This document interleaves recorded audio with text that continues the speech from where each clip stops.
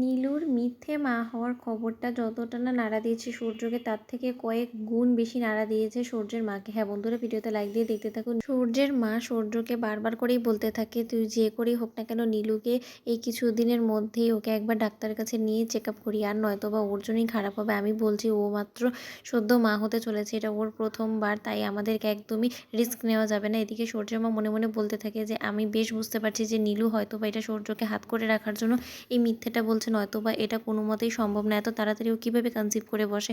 তখন নীলুকে সূর্যের মা ইনসিস্ট করতে থাকে যে নীলু, আমি আর তোমার কোনো বারণ শুনবো না, এই অবস্থায় তুমি একদম জেদ করার চেষ্টা করবে না আমার সাথে, তোমাকে আমি যা বলছি সেটা তুমি মুখ বুঝে সব কিছু মেনে নাও, সেটাই বরঞ্চ তোমার জন্য ভালো, কারণ আমি একদম চাই না যে আমার সূর্যের প্রথম সন্তানে কোনো রকম কোনো ক্ষতি হোক। তখন এটা শুনে নীলু বলতে থাকে, আচ্ছা কী হলো হুট করে মা এতটা আমার প্রতি পজিটিভ কী করে হয়ে গেলো। ওদিকে নীলু বলতে থাকে, সাদে কি আর না বলছি যে আমি ডাক্তারের কাছে যাবো না, ডাক্তারের কাছে গেলেই তো সব পোল খুলে যাবে আমার, তখন আমি সূর্যকে কী মুখ দেখাবো, সূর্য তো কোনোদিন আর আমার মুখ দেখতে চাইবে না। ওদিকে সূর্য বলতে থাকে, আচ্ছা মা ঠিক আছে না, নীলু একটু সময় নিতে চায়, ও হয়তো বা ঘাবড়ে গিয়েছে। তখন সূর্যের মা বলতে থাকে, আচ্ছা সূর্য তুই কেন বুঝতে চাইছিস না, আমি তোর খারাপটা চাইবো একবারও বলতো, আমি তোর ভালোর জন্যই বলছি, ও যত পর্যন্ত না ডাক্তারের কাছে যেয়ে দেখাবে তত পর্যন্ত আমি কিছুতেই নিশ্চিন্তায় বসতে পারবো না, কারণ আমার বারবার করেই চিন্তা লেগে থাকবে যে কখন জানি ওর না জানি কী হয়ে যায়।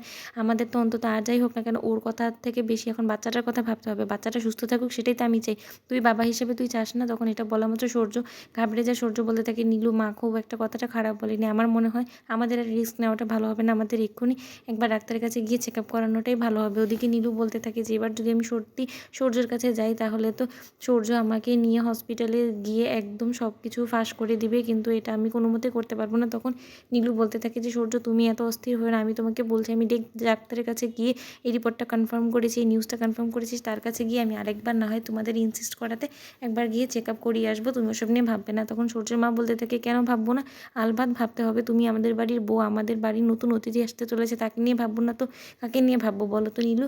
আর নীলু তোমাকে একটা কথা বলে রাখি, তুমি ডাক্তারের কাছে কিছুতেই একা যাবে না, তুমি অবশ্যই আমাকে বা বৌমাকে নিয়ে যাও, তখন তোমার জন্যই ভালো হবে, কারণ তোমার তো ফার্স্ট এক্সপিরিয়েন্স, তুমি কিছুতেই কিছু বুঝতে পারবে না। তখন সূর্য বলতে থাকে, হ্যাঁ সেটাই বরঞ্চ নীলু ভালো হবে, মাকে না হয় তুমি সাথে করে নিয়ে যাও, দেখবে তোমার জন্যই ভালো হবে, একটু হেল্প হবে। তখন নীলু বলতে থাকে যে না না মা, আপনি বাবাকে এই অসুস্থ অবস্থায় রেখে আপনি কী কারণে আমার জন্য গিয়ে ঘন্টার পর ঘন্টা ওখানে হসপিটালে বসে থাকবেন, ওখানে তো অনেকটা দেরি হয়ে যাবে।